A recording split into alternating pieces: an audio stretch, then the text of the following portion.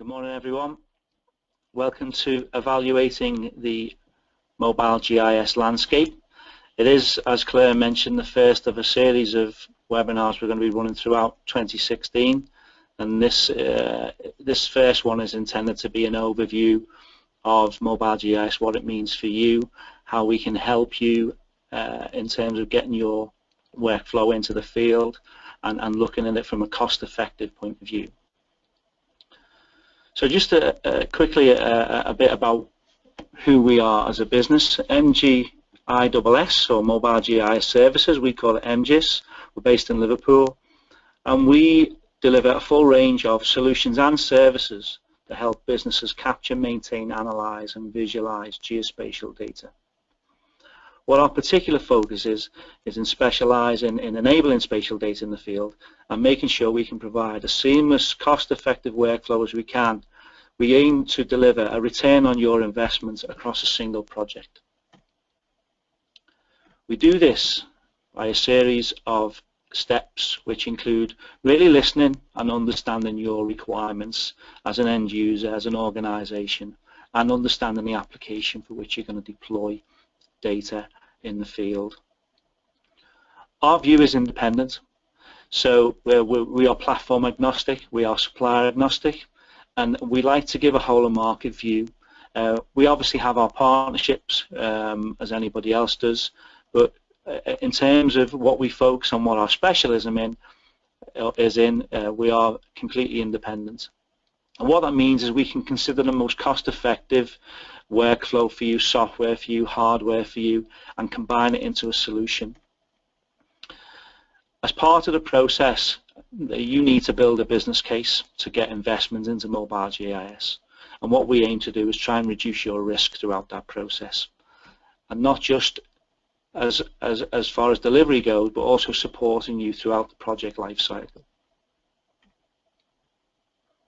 So really kicking into the theme of the presentation, we want to try and determine which mobile GIS workflow is best for you.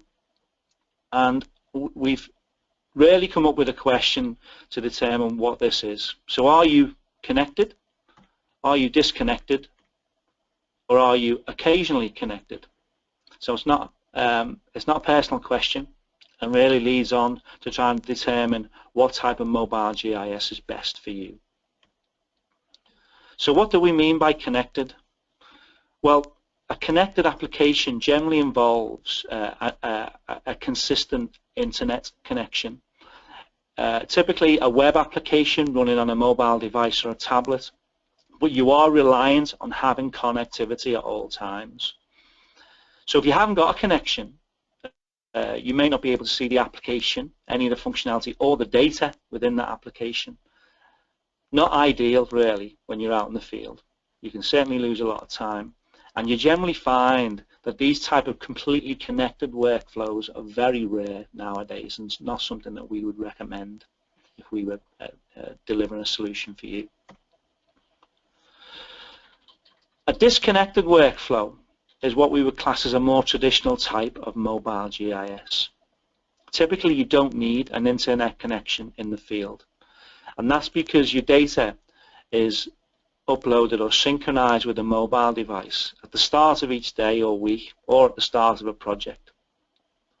Because the software is then installed directly on the mobile device, all the required functionality is supported within an application, whether you're just simply displaying data, whether you're querying or editing data, whether actually you're doing a full mobile GIS data capture project. Typically with a disconnected workflow, you're then returning to the office at the end of the day or the week, at which time you then download your mobile device to a desktop PC. Or maybe you do it from home and you email the resultant data back to the office. More recently, some of the disconnected software packages have got connected capability via Dropbox, which means that you can use some of these file sharing applications to send data to and from the office. And we're increasingly finding that our customers, or we're having to support this type of capability within a disconnected workflow. Typically, this is what most of our customers currently use in the field. With a disconnected workflow, software tends to be license-based. What you get is, within these more traditional applications, because they've been developed over a long period of time, they are very mature and have a whole host of mapping functionality available. Typically, GIS right through to surveying capability. We've given a rough cost depending on the type of module that you purchase. Some of the basic modules for traditional software can cost as little as £250. If you're then going up to more survey type applications where you're wanting high-grade GPS connected into your workflow, you're then looking at the higher end of the license costs. Again, in order to support these products, the software developers, vendors, and people like ourselves who support these products generally provide an annual software maintenance program, which allows you to keep up to date with the software and receive online, email, and telephone-based technical support. So we support a number of different applications. We're probably most widely known for Digitera, which is a modular, disconnected software program. We also support a number of end applications running ArcPad, which is an Esri or part of the Esri product line, and Terracing, which is a Trimble product for mapping and surveying. More recently, however, people were suspecting that these disconnected workflows were going to be a thing of the past because Microsoft, in their wisdom, had dropped support for its Windows mobile or Windows embedded operating system. But just a couple of months ago, Microsoft have actually announced that they're extending support for the Windows mobile or Windows embedded operating system for a further 4 years. So what that means is that we're seeing a lot of these legacy applications being developed further, and we're certainly in the process of continuing to support a lot of customers wanting to use the functionality which exists in these products over some of the newer entrants into the field. The final category is what we call occasionally connected. And this type of workflow we feel offers the best of both worlds. And what do we mean by that? Well, if you've got an active internet connection, so you're running a device in the field which is connected to the internet, it allows you to send and retrieve data and mapping for viewing and editing in the field, either via a cloud, a public cloud, a private cloud, or your own secure server. You might receive jobs at the start of each week, or you might just want to send back data remotely from the field. However, if you then find yourself disconnected, the application and all the data and workflow within is cached locally, so you can continue to work whether you've got an internet connection or not. Similarly, all the application functionality works in both connected and disconnected mode. And then you only have to synchronize the data when you've maybe got a Wi-Fi connection or you're in a good cell phone coverage area. More and more nowadays, however, and a lot of software is following the same model in that it's being subscription-based. So it's more of a pay-as-you-go model for software as opposed to an upfront license cost. Typically, a lot of these applications are cloud-based. And what that means is that they might have limitations in terms of being secure and having capacity to have private cloud. So some local authorities, for instance, or larger organizations might have difficulty in serving these applications to the field. And because they're newer to the market, they're not as mature in terms of the level of functionality that you get. So you might find you've got basic mapping capability and the graphical user interface is really nice, but it just doesn't come up to scratch when you're trying to do some of the higher end mobile GIS applications. In terms of cost, you're looking at around £15 to £20 per user per month. So an advantage to this means that you can spread the cost of the application over a project and the lower upfront costs. There are an increasing number of these applications on the market. Certainly the list below is not exhaustive by any means, but these are typically the applications that we're finding ourselves increasingly supporting in the field. If you're an Esri user, you might find yourself using the Collector app. ArcPad is in this list because you still have the occasional connected capability with ArcPad alongside ArcGIS for server, and we are increasingly supporting these type of occasionally connected applications using ArcPad alongside that ArcGIS mobile. Some of the more commonly used applications include Trimble's TerraFlex application, TerraGo Edge, which you may have heard of. Another one which isn't on the list is an application called Fulcrum. We're finding ourselves from a hardware point of view supporting these products. But alongside that, we're also developing our own pick and mix custom deployments. So again, it's something you mightn't be familiar with, is we actually develop our own custom mobile GIS software applications, which I'll come on to later.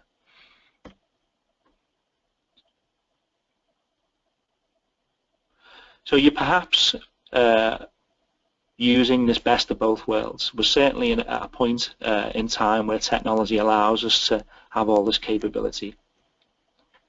So this is Bill, and Bill is occasionally connected. Bill does have an active internet connection, so we can retrieve and send edits to the cloud from the field. However, Bill can still edit data when he's not connected, as Bill has cached data. Bill is smart. Be like Bill. Excuse the pun.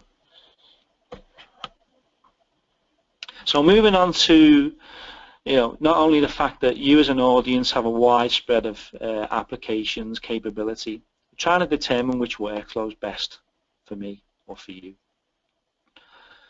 So as part of our process for trying to understand your requirement, we ask a series of questions, and this is just the flavor of the questions that might allow you to determine what's best. So, will you have a constant, reliable internet connection in the field? Typically no, but if you're working on a single large site, so for instance a large retail complex or an industrial site that has good Wi-Fi coverage, or more specifically an urban area where you've got a homogeneous Wi-Fi environment where there's plenty of hotspots allow you to connect to the internet, you might then find that a connected workflow can work for you. But because these are sort of an exception rather than a rule, typically we're recommending another way forward. If you return to the office each day, at the end of each week, or frequently enough to only have to download data, not rely on an internet connection to send and retrieve information, then what we would more likely recommend is a disconnected workflow. It's certainly the most cost-effective workflow from our end because you're not having to deal with remote synchronization, any IT infrastructure, or data plan costs. And again, this is sort of making up the higher percentage of what we're currently involved in as a business. But an increasing requirement, and certainly those from larger field teams or organizations deploying larger field teams in the field, is the need to send data back or to receive data remotely while you're on site. And this is where we would determine or recommend an occasionally connected workflow.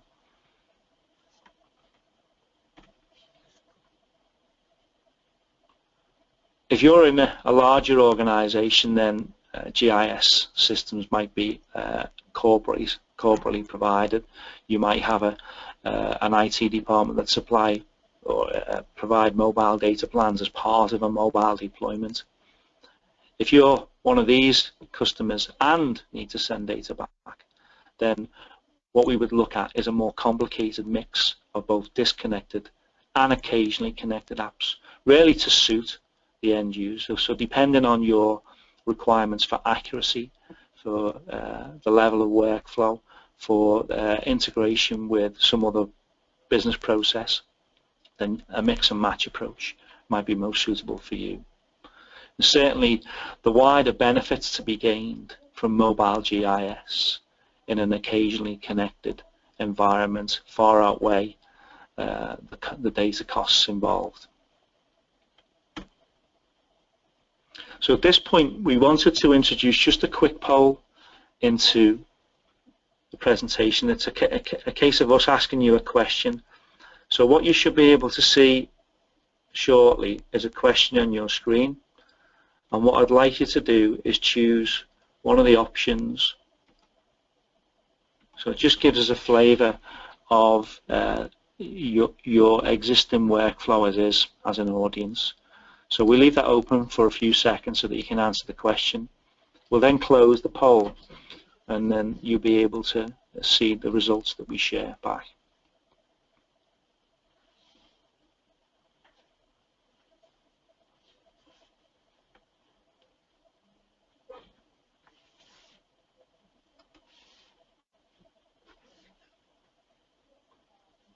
Okay, so I'm just about to close that poll. I'm actually going to share those results back with the audience now. So an interesting spread, typically that reflects what we find within our customer base is that the higher proportion are using a disconnected workflow. An interesting statistic is though the level of pen and paper still there in the field, and at a very basic level, that's what we as a business are trying to promote, is simple, easy to use workflows to try and remove the double handling of data when you're capturing information with pen and paper. In fact, we still see it as one of our largest competitors. Okay, so if we've got time at the end, we will have another poll regarding more specific software usage, but I'll continue for now.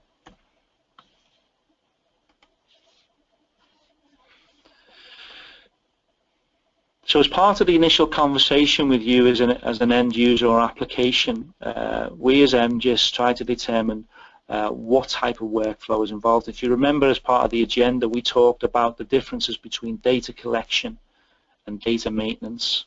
Another term for data maintenance is asset inspection. And the main difference between these two types of data capture is when you're going out and performing or undertaking a data collection exercise or project, this is typically where you are positioning assets in the field from scratch. So you're basically working on a blank canvas. An example of that might be a new tree survey. There's a newly refurbished water main or new water meters being put in the ground, and you have to go out and capture to a level of accuracy the position of those assets and attributes regarding their condition, materials used, and so on into a database. When you are performing an asset inspection or data maintenance exercise, typically those positional and other attributes are fixed. So that the amount of information you need to have access to edit in the field is much smaller. You might still want to view the captured asset, but it might just be a dumb layer in your mobile GIS. So there is a subtle difference between what we class as data capture or data collection and data maintenance or asset inspection. And that does have an impact on what we would recommend in terms of your hardware platform, the software you use, the complexity of the workflow, and how you interact with the data. We then look at other requirements at either end. So you may well be an Esri customer or a MapInfo user, CAD Core, any of the mainstream GIS. You might also be using an open source approach, including QGIS. You might be interacting with a CAD environment from Autodesk or similar, or you might be wanting to just use something like Google Earth to retrieve and share information that you capture in the field. So the key point within this is we can support and provide seamless workflows for any end use and any of these GIS formats. As part of that back-end requirement, you might also need to produce a reporting interface which provides asset-specific information on or in a PDF format that you might want to share with a client or a contractor. You might also then, as part of a mobile GIS workflow, want to be able to have a dashboard which is web-based, and that might show the amounts of information that's being recorded and might allow you to interact with your field operatives in the field, see how much data is being captured, what needs to be done. And increasingly we're finding that we're being asked to incorporate some element of web GIS or dashboard capability into a solution. So we can engage and provide any or all of these components as part of a complete solution or as a plug-in to an existing GIS environment or data workflow that you currently use.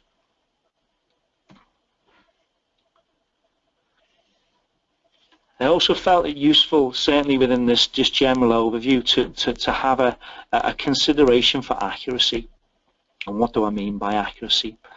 It doesn't necessarily relate to the use of GPS or GNSS equipment. It might just relate to how actually you're wanting to record data in the field, and that can determine the type of solution that we would recommend.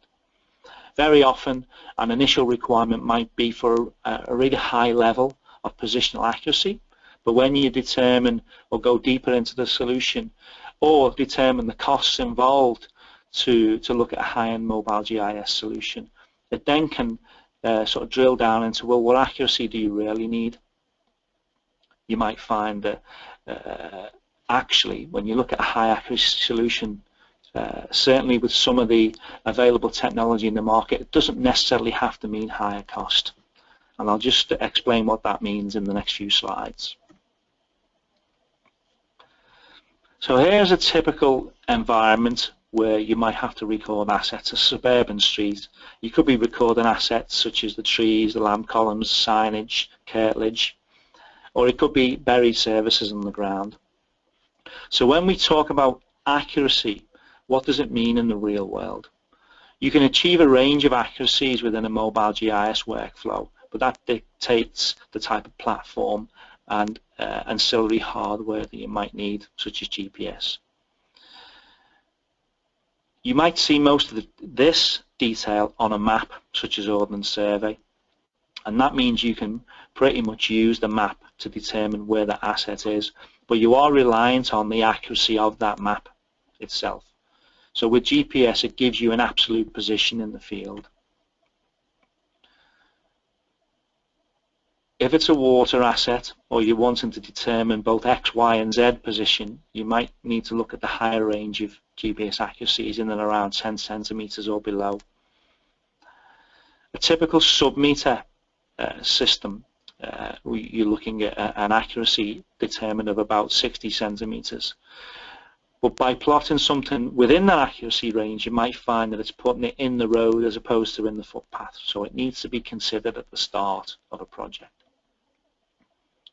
In and around the 1 meter level, again, has the same impact potentially in the data, particularly when you're trying to determine one asset relative to another in close proximity, or you're needing to relocate a feature over time.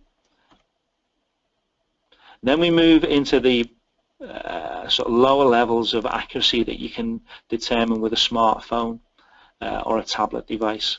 And we've also categorized these accuracies into 4 separate. Moving from the highest level of surveying type accuracy, we would determine as being that requiring less than 10 centimeters in real time or post-processed. Mapping accuracies tend to range from 10 centimeters up to 1 meter, and there are a number of different technologies and correction services available to allow you to achieve a mapping accuracy. For those of you who've not heard of prosumer, it tends to be more for the professional consumer, where you might want to augment your tablet or your smartphone or something similar with a better level of positional accuracy to give you down to between 1 and 3 meters. And at a consumer level, which could be your iPhone or your Android phone or your Windows mobile device, without any augmented GPS, you're only really going to achieve around about 5 meters in real time. So obviously that gives you an illustration of what you can achieve, or what's required to achieve that. But more often now you'll hear us as technologists talking about GNSS as opposed to GPS. So where GPS is a more traditional term, it's actually part of a global navigation satellite system, and that's what GNSS stands for those of you that didn't know. And there are a number of satellite constellations that now sit within the GNSS environment. Our GPS, or Global Positioning System, is the American system. It's been around for a long time, and that forms alongside the Russian GLONASS system, or their own global navigation satellite system, the more commonly used GNSS positioning services available. In the UK specifically, we have full access to both GPS and GLONASS, and the combination of GPS and GLONASS satellites means that you get better coverage in urban areas, under tree canopy, or in difficult environments where traditionally GPS-only devices might have struggled. Certainly a lot of our customers are now using at least GPS and GLONASS. GNSS in its truest form also includes the Beidou satellite constellation, which is owned and operated by the Chinese. Currently fully operational in the APAC region, and we will have worldwide coverage within a few years. But in Europe, we're also developing our own constellation of satellites called Galileo. And although about half of these satellites have now been deployed, many are still not actively in service. You can, and some receivers can pick up test Galileo satellites, but it's not going to be fully in service until around 2020, according to the latest news from the European Space Agency. So any receiver that's capable of picking up signals from these satellites is bound to give you better coverage and redundancy in the field, thereby increasing your performance. We also have a number of different free and subscribe or subscription-based correction services. You might have heard of a service called EGNOS. EGNOS is part of a global satellite-based augmentation system, and it's one of a number of freely available correction sources that you can pick up with a compatible GPS receiver, and some tablets and smartphones already have this capability built in. Typically with an EGNOS correction in this part of the world, you can achieve reliable sub-meter accuracy, generally down to the 0.6 of a meter level. The limitations with this type of service is based on a footprint, so you don't have worldwide coverage, and you also need a line of sight to what is effectively a geostationary satellite broadcast in this correction. It's much more reliable than it used to be. And certainly with some of the receivers, the external receivers that we're providing, they're getting a lot out of the SBAS augmentation down to the half meter level, 0.6 of a meter in real time. That's typical of what we're finding. There are other subscription services available from a number of sources and suppliers, including Network VRS and Virtual Reference Station. You can also pick up satellite correction services supplied by the likes of Trimble and Hemisphere with RTX and Atlas respectively, but these are paid for services. Typically where internet coverage is poor, or you've got no capability to pick up a sub-meter correction in real time, this is where we would recommend one of these subscription-based services in conjunction with a mobile GIS solution. Often they require some additional antenna, external antenna or firmware upgrade, and that generally means either a return to base or paid for upgrade to an existing piece of hardware. But what it delivers is a scalable accuracy range, anything from 1 meter, sub-meter down to 1 centimeter. So you do have this real-time single receiver scalability with a lot of technology on the market now. Main advantage is convenience, so you don't need to set up a base station, or you don't need to provide any post-processing capability within your software. You do have to consider a subscription cost, which varies depending on where you are and the level of accuracy required. Some of these correction services also require an internet connection. Those that are satellite-based typically work well without an internet connection. And you don't get full worldwide coverage, although increasingly that is the case where you can actually use these correction services anywhere on the planet. So hopefully that sets the scene for accuracy, some of the terminologies that we use within the industry. We're starting to class GNSS as an external sensor as opposed to just a positional receiver. And as an additional augmentation in the field, you might find that you would want to incorporate a laser rangefinder or some other type of sensor within your workflow. So more and more we're getting asked about the type of Bluetooth receivers, professional level Bluetooth receivers that are available to plug into an existing tablet or smartphone or workflow, or something like a laser rangefinder which you can bolt onto a device. And what that means is you can stand in one location and remotely position and record GPS coordinates of something that you can't access in the field or directly. So you've got this modular approach to mobile GIS existing now. And some examples of the receivers that you can plug and play include the Arrow series, which are a series of 3 receivers that take you from GPS only through mapping grade capability right up to dual frequency centimeter level capability.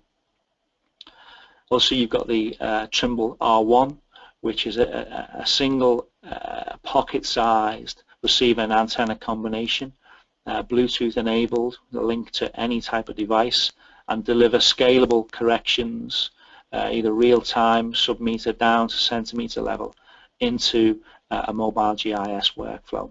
There are some considerations as regards software, but if this is the type of system that you're interested in, certainly we can have a discussion around what's most suitable for the application. More traditionally, on the right-hand side of this slide would be something like a pole-mounted smart antenna, which can pick up any satellite-based or network-based correction in the field, delivering survey-grade centimeter-level accuracy in real time into a mobile GIS workflow or survey workflow.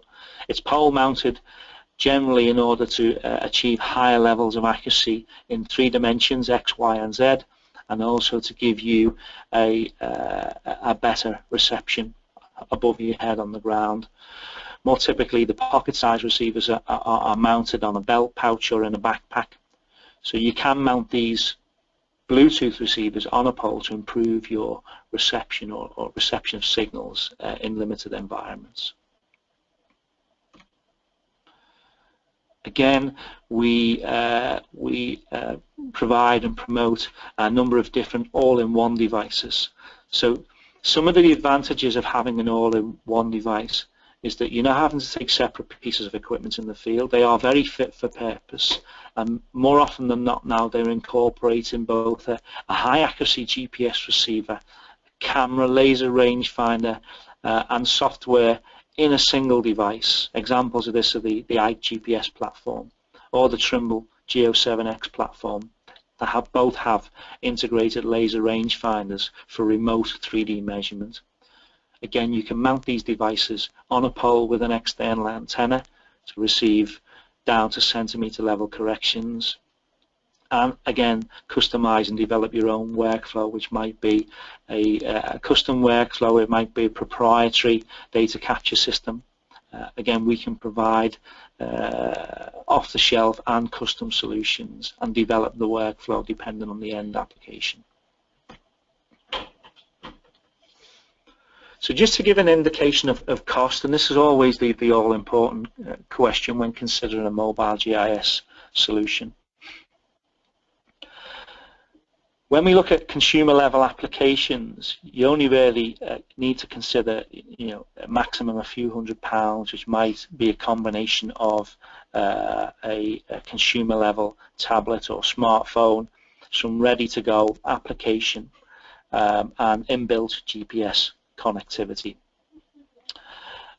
Typical advantages are it is low cost. You can deploy it across larger field teams, but on the flip side, generally a lot of these platforms have not been designed for use in the field, or certainly in more hazardous or environmentally restrictive environments, in the rain, for instance, or industrial environments.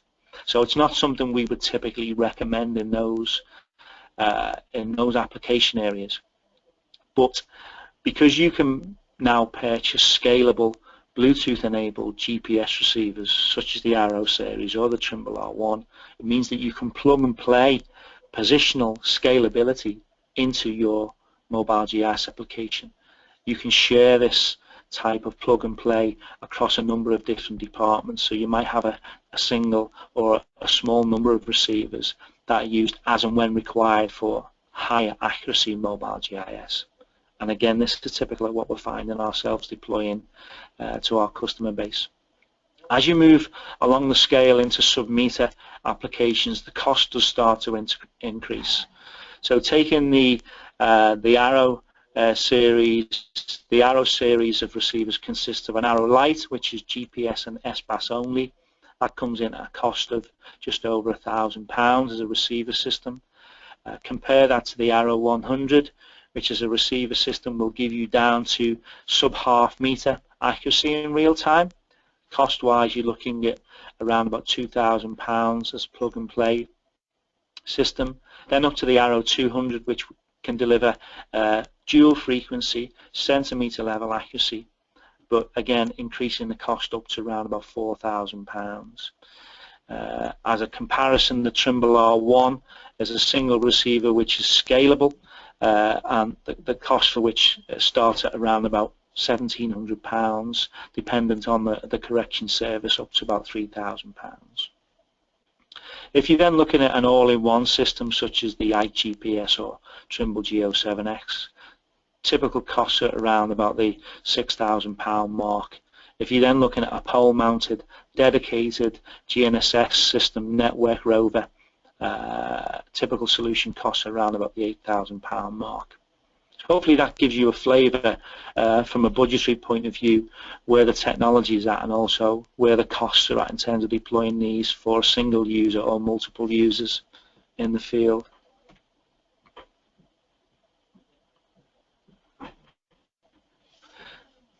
So I've managed to go through a lot of these slides in an overview detail, and there's a lot of decisions that you need to make, and we as a business are here to help you through that process.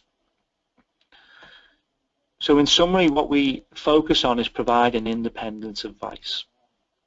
It's not whole of market, but it's based on our own experience, both as users of mobile GIS over 20 years, of integrators of both hardware, software and platform, and both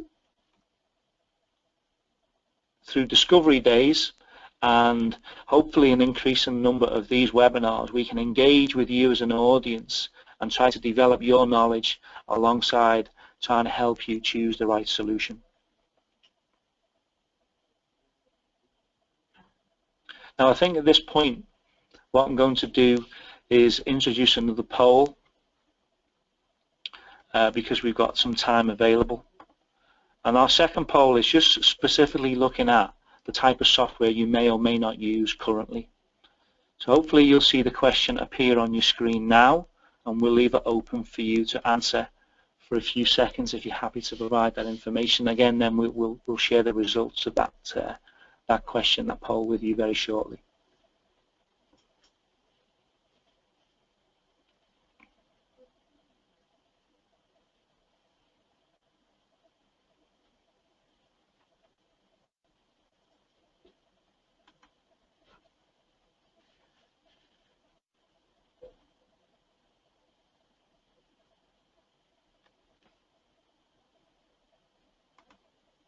Okay, so thanks very much for providing that information, and again, I'm happy to share that with you. So again, there's a good spread of application use here. Again, the interesting categories there are both other and none. So, this is where we would possibly like to further engage with you as an audience to find out, A, whether you're looking for a specific type of workflow or software, and B, whether we can help you along that journey.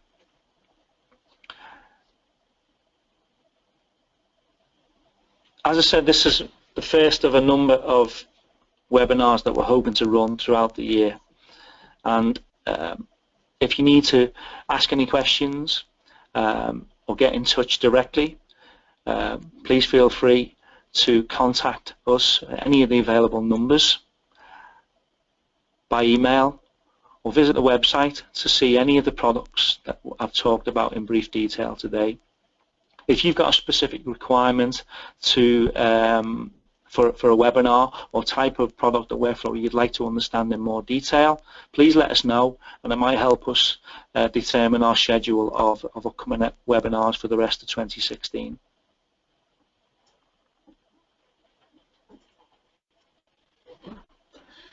So that concludes this morning's webinar. We'll hope you join us for more as we run through 2016. The webinar has been recorded, so if anybody would like to see it again or know somebody who might be interested in it, we have the link available which we'll send out for you to access. But meanwhile, thank you for joining us this morning, and we hope to see you again soon. Thank you. Thank you.